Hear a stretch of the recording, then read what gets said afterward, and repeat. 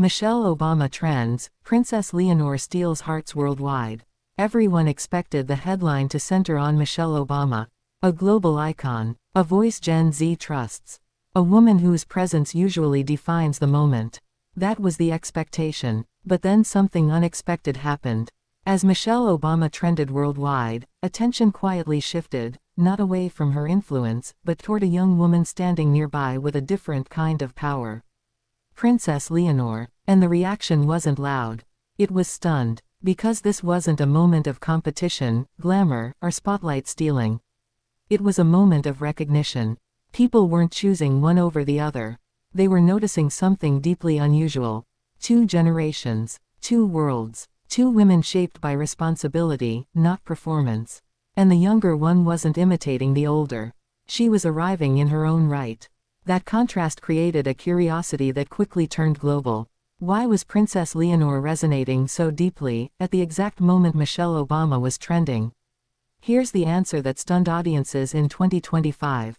Because people weren't watching status. They were watching substance recognize substance. The setting itself felt familiar.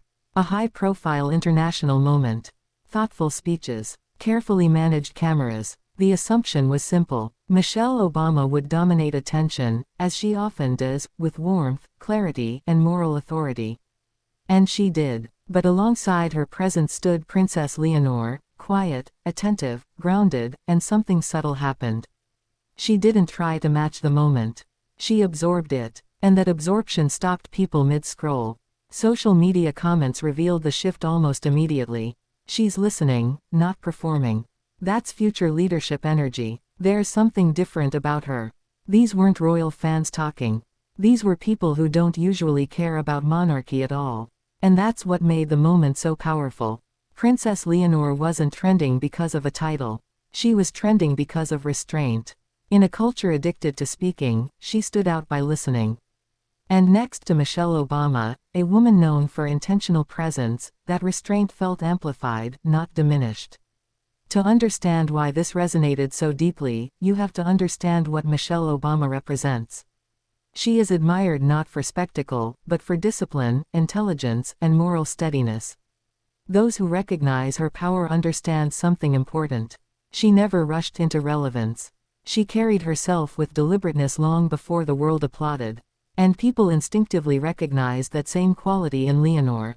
Different context, different generation, same internal architecture. That recognition created an emotional bridge across continents. Especially for women, especially for young people, especially for those exhausted by performative leadership. The curiosity loop deepened. How does someone so young become so composed? Why doesn't she try to mirror Western celebrity warmth? Why does she feel present without asserting herself? Those questions forced audiences to look backward. At Leonor's upbringing. At the influence of King Felipe VI. At Queen Letitia's insistence on grounding before glamour. Leonor wasn't raised to command attention. She was raised to withstand it. That difference matters. King Felipe has always believed that credibility is earned quietly. He understands that authority without self-control collapses under pressure. Leonor internalized that lesson early. And in this moment, standing near one of the most respected women in the world, she didn't shrink. She didn't perform awe. She stood as herself. That's what stole hearts. Not competition. Compatibility. People noticed how Michelle Obama engaged space, and how Leonor respected it without disappearing. They noticed eye contact, stillness, the absence of insecurity. And for viewers, this triggered a powerful emotional realization. Leadership doesn't have one accent. Strength isn't loud. Confidence doesn't rush. This wasn't about monarchy versus democracy. It was about presence versus performance. And Leonor passed the unspoken test. Media outlets began framing the moment carefully. Not as a viral comparison, but as a generational passing of tone. Michelle Obama represents a hard-earned calm born of experience. Leonor represents a calm shaped intentionally before power arrives. That symmetry mattered. Especially in Spain, where trust in institutions has demanded consistency rather than charisma. By 2025, Leonor no longer feels like a future idea. She feels like a person already carrying responsibility. And next to Michelle Obama, that reality became undeniable. There is also a quiet emotional layer few acknowledge. Leonor grew up watching her parents navigate scrutiny, criticism, and expectation. She observed restraint under pressure. She learned silence that isn't emptiness, but control. That upbringing shows. And global audiences felt it intuitively.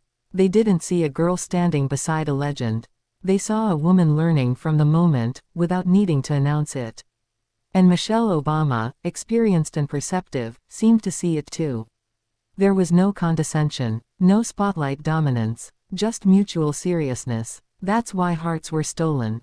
Not because Leonor outshone anyone, but because she belonged in the space.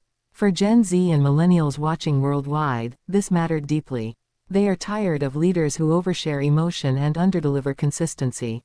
They crave figures who feel regulated, centered, reliable. Princess Leonor didn't speak much. She didn't need to. Her presence communicated something rare. That preparation can be seen before power arrives. That respect can be earned through restraint. That confidence doesn't chase validation. And Michelle Obama trending alongside Leonor didn't reduce either of them. It elevated both. One representing tested wisdom, the other representing intentional becoming. This moment didn't create Princess Leonor's appeal. It revealed it to a larger world. And as the clips continue circulating, one realization keeps returning in comment sections across languages and cultures. She feels ready, not famous, not polished, ready. And in a world struggling to trust institutions again, that quiet readiness feels revolutionary. Princess Leonor didn't steal hearts by trying to win them. She earned them by standing exactly where she was, and nowhere else. And that is why this moment didn't fade. It settled, as recognition often does. What happened after that moment is what truly confirmed its impact. The conversation didn't cool down, it matured. People stopped circulating clips just to admire composure. They began asking deeper questions. About preparation, about values, about how leadership is shaped long before it is exercised. And that shift matters, because when Michelle Obama trends, the conversation is usually about legacy. About what she has already done. About a completed arc of influence. But when Princess Leonor began trending beside her, the focus flipped. People weren't asking what has she achieved yet. They were asking what kind of leader is she becoming. That curiosity doesn't attach itself to image. It attaches itself to credibility. And credibility, especially in 2025, is scarce. Spain has watched institutions tested in real time. So has the world. Young people in particular don't invest emotionally in futures that feel hollow. What they saw in Leonor was not promise wrapped in glamour.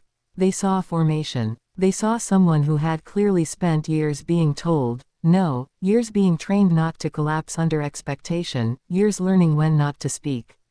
That kind of discipline doesn't trend easily. Until suddenly, it does.